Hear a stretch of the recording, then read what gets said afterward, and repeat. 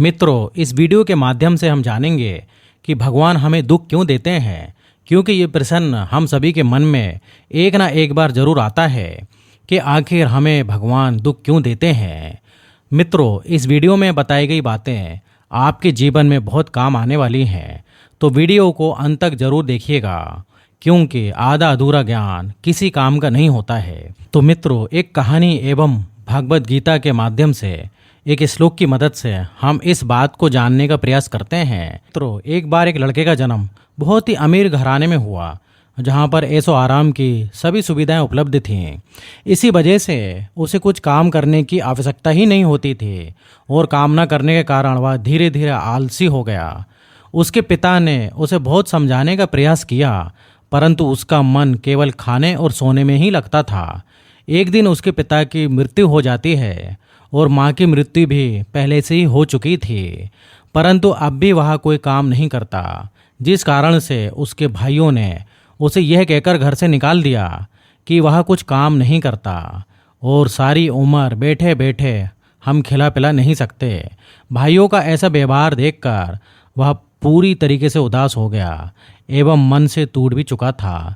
पिता की मृत्यु का दुख अभी समाप्त ही नहीं हुआ था कि उसके भाइयों के द्वारा उसे घर से बाहर कर दिया था। अब वह घर से बिना लक्ष्य निर्धारित किए हुए ही निकल पड़ा, और रास्ते में चलते चलते उसे भूख सताने लगी, और वह एक आम के बगीचे में पहुंचा, जिस बगीचे के आसपास कोई भी व्यक्ति दिखाई नहीं दे रहा था। बगीचे की देखभाल करने वाला माली एक पेड़ के नीचे सो रहा था, तो वो आलसी व्यक्ति उस बगीचे के आम तोड़कर खाने लगा। वह आलसी व्यक्ति कर तो चोरी ही रहा था, परंतु उसे कुछ गलत नहीं लग रहा था। वह 2 आम खाए ही होगा, तभी उस बगीचे के माली ने देख लिया। माली उसके पीछे डंडा लेकर दौड़ा। तब वह आलसी व्यक्ति माली के हाथ में डंडा देखकर जंगल की ओर भागा। जंगल बहुत ही घना था, जिसमें जंगली जानवर का होना भी स्वाभाविक था। वह आलसी व्यक्ति सुबह से केवल 2 ही आम खाया हुआ था, जिस कारण वह भूख से तड़प रहा था। उसने देखा कि जंगल में एक ऐसा कुत्ता है जिसकी केवल 2 ही टांगें थीं। वह कुत्ता 2 टांगों पर धीरे धीरे चल रहा था। वह आलसी व्यक्ति समझ ही नहीं पा रहा था कि आखिर ये कुत्ता जंगली जानवरों के बीच जीवित कैसे रह गया, क्योंकि वह कुत्ता तो चल ही नहीं पा रहा था। इस परिस्थिति में कुत्ते का जीवित रहना एक अजूबे से कम नहीं लग रहा था। आलसी व्यक्ति ये सोच ही रहा था, तभी उसे एक शेर की दहाड़ने की आवाज़ सुनाई दे। वह आलसी व्यक्ति शेर की दहाड़ को सुनकर घबरा गया। आलसी व्यक्ति ने आगे की ओर देखा तो पता चला कि एक शेर उसी की ओर बढ़ते चले आ रहा है। तो वह घबरा कर एक वृक्ष पे चढ़ गया। वृक्ष में बैठे बैठे ही आलसी व्यक्ति ने देखा कि वह शेर तो कुत्ते की ओर बढ़ रहा है। शेर के मुंह में एक मांस का टुकड़ा भी था। शेर के डर से अन्य जानवर झाड़ी में छुप गए, परंतु वह 2 टांग वाला कुत्ता भागने में सक्षम नहीं था, क्योंकि वह कुत्ता तो ठीक से चल भी नहीं पा रहा था। आलसी व्यक्ति यह देखकर भगवान से प्रार्थना करने लगा कि हे भगवान, इस मासूम जानवर को बचा लेना, इसे शेर खा न जाए। लेकिन कुछ देर बाद जो हुआ वह आश्चर्यजनक था। शेर के मुंह में जो मांस का टुकड़ा था वह कुत्ते के पास छोड़कर आगे चला गया, और आलसी व्यक्ति इसे भगवान का चमत्कार समझकर बहुत खुश हुआ। आलसी व्यक्ति ने मन ही मन में सोचा कि भगवान तो सब कुछ करते हैं, इसलिए मुझे भी कुछ करने की आवश्यकता नहीं है। भगवान ने जो मुझे जन्म दिया है तो हमारे बारे में कुछ सोचा ही होगा। तो आलसी व्यक्ति को ऐसा लगा कि उसे बहुत बड़ा ज्ञान प्राप्त हो गया, और वह एक पेड़ के नीचे बैठकर प्रतीक्षा करने लगा कि भगवान उसके भोजन की व्यवस्था करेंगे। काफ़ी समय बीत गया, पर भगवान ने भोजन नहीं भेजा।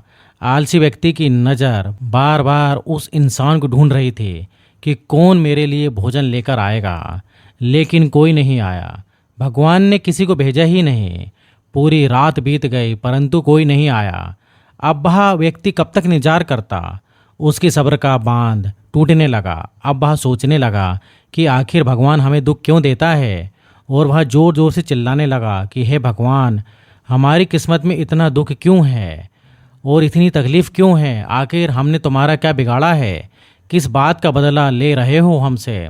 तभी जंगल में तपस्या कर रहे एक साधु ने उस आलसी व्यक्ति की आवाज सुनी। वह साधु आलसी व्यक्ति के पास पहुंचा और उस आलसी व्यक्ति ने साधु को सारी बात बताई। सबसे पहले उस साधु ने उस आलसी व्यक्ति को भोजन कराया। भोजन करने के बाद उस साधु जी से कहा कि भगवान ने उस लंगड़े कुत्ते को दया दिखाई, परंतु मुझ पर थोड़ा सा भी दया नहीं किए। आखिर क्या वजह है? भगवान ने ऐसा क्यों किया? साधु ने कहा, भगवान ने हम सभी के लिए एक योजना बना रखी है और तुम भी उस योजना का हिस्सा हो, परंतु तुम भगवान के इस इशारे को नहीं समझ पाए। भगवान तुम्हें उस कुत्ते की तरह नहीं बनाना चाहते, बल्कि भगवान तुम्हें उस शेर की तरह बनाना चाहते हैं जिसने उस लंगड़े कुत्ते की मदद की। और सत्य तो ये है कि भगवान उसी की मदद करते हैं जो स्वयं के लिए काम करते हैं। भगवान श्री कृष्ण ने भी भागवत गीता में 3 अध्याय के 8वें श्लोक में कहा है, कर्म न करने से कर्म करना श्रेष्ठ है। यदि कर्म नहीं करोगे तो शरीर का निर्वाह ही नहीं होगा। दोस्तों, सत्य तो यही है कि भगवान श्री कृष्ण युद्ध के समय पांडवों के साथ थे, लेकिन फिर भी पांडवों को युद्ध करना पड़ा। भगवान हमारी मदद जरूर करते हैं, परंतु कर्म तो भक्त रूपी इंसान को ही करना है। दोस्तों, कर्म के बिना कुछ भी संभव नहीं है। भाग्य भी उसी का साथ देता है जो कर्म करते हैं। तो मित्रों, अगर ये वीडियो आपको पसंद आया हो तो कृपया चैनल को सब्सक्राइब कर लीजिए और वीडियो में एक लाइक करके कमेंट में लिख दीजिए। जय श्री कृष्ण।